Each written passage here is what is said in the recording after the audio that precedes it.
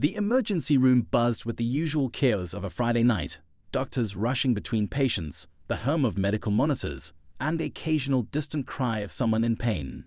Dr. Richard Harlan stood at the center of it all, a seasoned physician with years of experience under his belt. He prided himself on his efficiency and no-nonsense approach to medicine. Tonight, however, would be a night that would haunt him forever. The sliding doors burst open, and a desperate young woman stumbled in, cradling a frail, unconscious girl in her arms. The child couldn't have been more than 10 years old. Her small frame was limp, her skin ashen, and her breathing shallow. The woman's voice cracked as she screamed for help. "Please, somebody help my daughter," she cried, tears streaming down her face. Dr. Harlan glanced at the scene and frowned. The ER was already at capacity, and the girl's appearance didn't inspire much confidence. To him, she looked beyond saving, a case better suited for someone else. The mother's tattered clothes and weary face only added to his assumptions. He turned back to the chart in his hands, signaling to a nearby nurse. "Find someone to take them to triage," he said curtly. "We've got critical cases that need immediate attention." The nurse hesitated, glancing back at the mother and child, but Dr. Harlan's tone left little room for argument. The mother, undeterred, approached him directly, clutching at his arm with surprising strength. "She needs help now. Please, I'm begging you," she pleaded. "She's my only baby. Don't let her die." Her words echoed through the room, drawing the attention of other staff and patients. For a moment, Dr. Harlan felt a twinge of discomfort under her gaze, but he brushed it aside, retreating into the detachment he had perfected over the years. "We'll do what we can, ma'am," he replied stiffly, "but I can't make promises." The mother's face crumpled in despair as 2 orderlies arrived to guide her and the girl to a corner of the ER. Dr. Harlan turned back to his work, convinced he had done all he could under the circumstances. Hours passed, and the ER began to settle into the quieter rhythm of the early morning. Dr. Harlan leaned against the counter, sipping his coffee and trying to shake the image of the desperate mother from his mind. That's when a young resident approached him, pale and visibly shaken. "Dr. Harlan," she said, her voice trembling, "you need to come to room 7. Now." He sighed, setting down his cup with deliberate calm. "What is it?" "It's the little girl," the resident replied. "Her condition's worse than we thought, and we just found out who her father is." The words sent a jolt through him. "Her father," he repeated, his mind racing. The resident hesitated, glancing nervously at the door as though someone might overhear. "You're not going to believe this," she whispered. Dr. Harlan felt a sudden, unfamiliar chill creep over him. He didn't believe in fate or karma, but something about the resident's tone unsettled him deeply. "Who does he asked, his voice barely above a whisper. Before the resident could answer, the sound of heavy footsteps echoed down the hallway. Every head in the ER turned as a towering figure appeared in the doorway, an aura of authority and power radiating from him. Dr. Harlan's stomach dropped. The man's face was unmistakable, and in that instant, he realized he had made a grave mistake. Dr. Harlan's breath caught in his throat as the man stepped into the room. He didn't need an introduction. His face was known to nearly everyone. A powerful, influential figure, the kind of person whose name made headlines and whose presence demanded respect. It was impossible not to recognize him, and yet, seeing him here in the fluorescent-lit chaos of the ER felt surreal. The man's eyes swept across the room, cold and calculating, before landing on Dr. Harlan. For a moment, there was no sound but the steady beep of a heart monitor in the background. Then, his voice cut through the silence like a blade. "Where is my daughter?" The words were spoken with a quiet authority that sent a ripple of unease through the room. Staff members froze, unsure of how to respond, while others exchanged nervous glances. The man wasn't shouting, but the weight behind his words was undeniable. Dr. Harlan opened his mouth to speak, but the words didn't come. His mind was racing, replaying every detail of the earlier encounter with the child and her mother. He had dismissed them, barely sparing a second glance, and now he stood face to face with the girl's father, a man whose power could crush him with a single word. The resident, standing a step behind Dr. Harlan, cleared her throat nervously. "She's in room 7, sir," she said, her voice trembling. "The doctors are still evaluating her condition." Without another word, the man strode past them, his steps purposeful and unyielding. The air seemed to shift as he moved, an invisible force that left everyone in his wake unsettled. Dr. Harlan felt rooted to the spot, his mind clouded with a mix of dread and guilt. The resident turned to him, her eyes wide. "What do we do now?" she whispered. Dr. Harlan didn't respond immediately. He was too busy trying to piece together the situation. Who was the girl? Why hadn't the mother mentioned her father's identity when she first arrived? And most importantly, how had he, in his arrogance, overlooked a case that was clearly critical? He finally shook his head. "We focus on saving the girl," he said, though his voice lacked its usual confidence. "That's all we can do." As the tension in the ER began to thicken, whispers started circulating among the staff. Nurses huddled in corners, speculating about the connection between the powerful man and the fragile girl in room 7. Some recognized him immediately, recounting stories they'd heard about his influence and wealth. Others were too preoccupied with their duties to join the gossip, but even they couldn't ignore the palpable shift in the atmosphere. Meanwhile, in room 7, the little girl lay still on the hospital bed, her breathing shallow and labored. Machines beat steadily around her, monitoring every fragile beat of her heart. The mother sat by her side, gripping her daughter's hand tightly, tears streaming down her face. She looked up as the man entered, her expression a mixture of relief and fear. "You came," she said softly, her voice barely audible. The man's expression didn't change. He stepped closer, his gaze fixed on the girl. "What happened?" he asked, his tone calm but laced with an undercurrent of anger. The mother shook her head, her shoulders trembling. "She's been sick for weeks," she admitted. "I tried everything I could, but we don't have the money for specialists or proper treatment. I thought they'd help her here." Her voice broke as she added, "But they didn't even try." The man's jaw tightened, and his hands clenched into fists at his sides. "Who's responsible?" he demanded, his voice growing colder. The mother hesitated, glancing toward the door. "The doctor in charge," she whispered. He didn't think she was worth the time. Outside the room, Dr. Harlan stood frozen, his ears burning. He didn't need to hear the conversation to know what was being said. Every instinct told him to walk away, to avoid the inevitable confrontation, but he couldn't bring himself to move. He had always considered himself a professional, a man who made tough decisions based on logic and reason. Yet now, faced with the consequences of one of those decisions, he felt unmoored. The confidence that had carried him through countless nights in the ER was nowhere to be found. The sound of heavy footsteps approaching snapped him out of his thoughts. He turned just as the man emerged from room 7, his face unreadable but his eyes burning with intensity. "You," the man said, his voice low and steady. "You're the one who decided my daughter's life wasn't worth saving." Dr. Harlan opened his mouth, struggling to find the right words. I didn't know." "You didn't care," the man interrupted, his tone sharp. "You looked at her and made a judgment. You decided she wasn't worth your time because she didn't fit your idea of who deserves help." The accusation hit harder than Dr. Harlan expected. He wanted to argue, to defend himself, but he couldn't deny the truth in the man's words.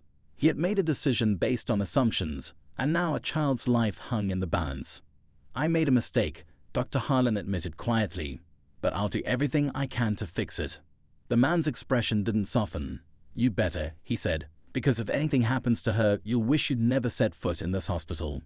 With that, he turned and walked away, leaving Dr. Harlan standing in the hallway, his heart pounding. As the night wore on, the girl's condition remained critical. The medical team worked tirelessly, performing tests and administering treatments in an attempt to stabilize her. Dr. Harlan joined them, his usual composure replaced by a desperate determination. He couldn't change what had already happened, but he was determined not to let the girl's life slip through his fingers. In the back of his mind, though, questions lingered. Who was this man, really? And why had the mother been so hesitant to reveal his identity? There was more to the story than he could see, and the weight of that mystery only added to the pressure he felt. By the time the sun began to rise, the ER was quiet again. Dr. Harlan sat in the staff lounge, his head in his hands, exhausted but unable to rest. The events of the night played over and over in his mind, each moment a reminder of how easily he had let his biases cloud his judgment. But even as guilt gnawed at him, another emotion began to take hold: fear. He had seen the power in that man's eyes, the way he commanded attention without raising his voice. This wasn't just a wealthy or influential figure. This was someone who could change lives, or end them, with a single phone call.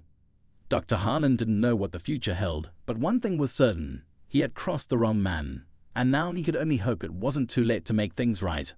The sunlight creeping through the ER's narrow windows didn't bring the relief it usually did. Instead, it illuminated the cracks in the night's hurried choices and the weight of everything left unsaid. Dr. Harlan hadn't moved from the staff lounge. His coffee sat cold on the table, untouched, as he replayed the confrontation with the girl's father.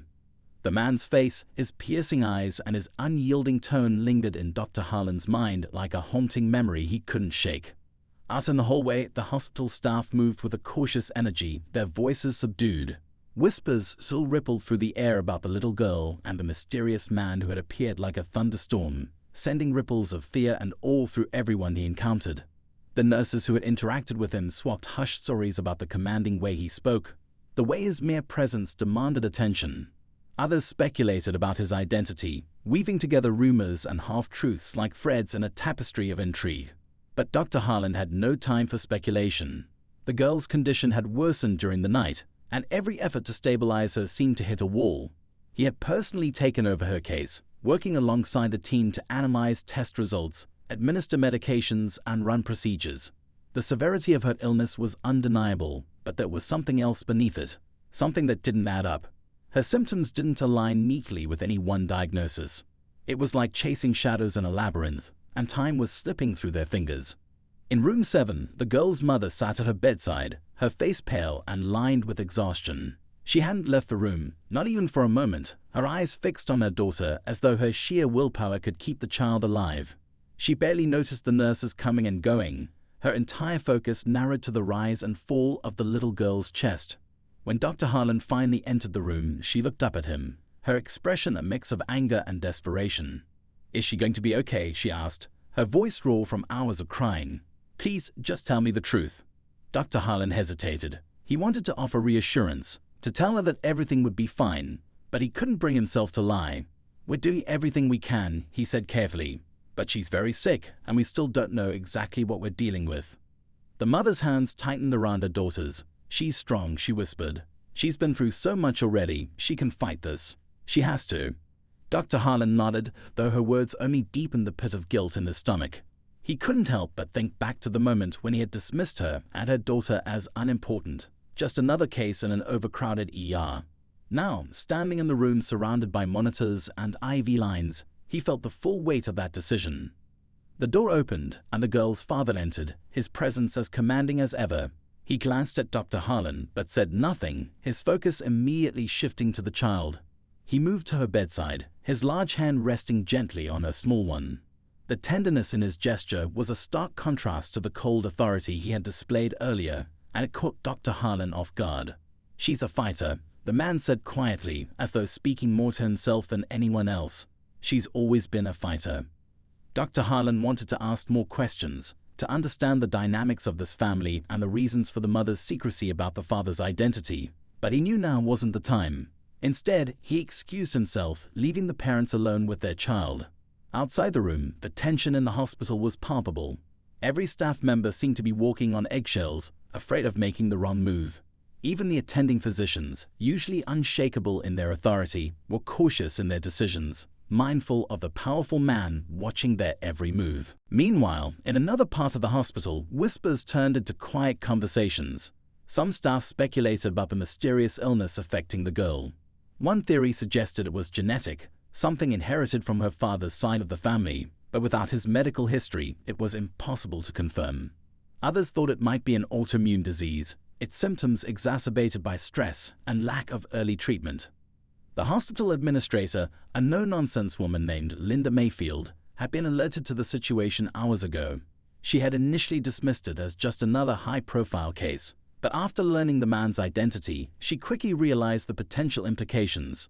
If anything went wrong, the hospital could face lawsuits, media scrutiny, and a tarnished reputation that would take years to repair. She had already begun pulling strings behind the scenes, arranging for specialists and additional resources to be brought in, but even she couldn't shake the sense of impending disaster. By late afternoon, the situation grew more complicated. The girl's test results came back inconclusive again, and Dr. Harlan found himself at a crossroads. The treatments they were administering weren't working, and without a clear diagnosis, every step they took was a gamble. He was weighing the risks of an invasive procedure when the girl's father appeared in the doorway of the conference room where the medical team had gathered. "What's the plan?" the man asked, his voice calm but firm. Dr. Harlan hesitated before answering.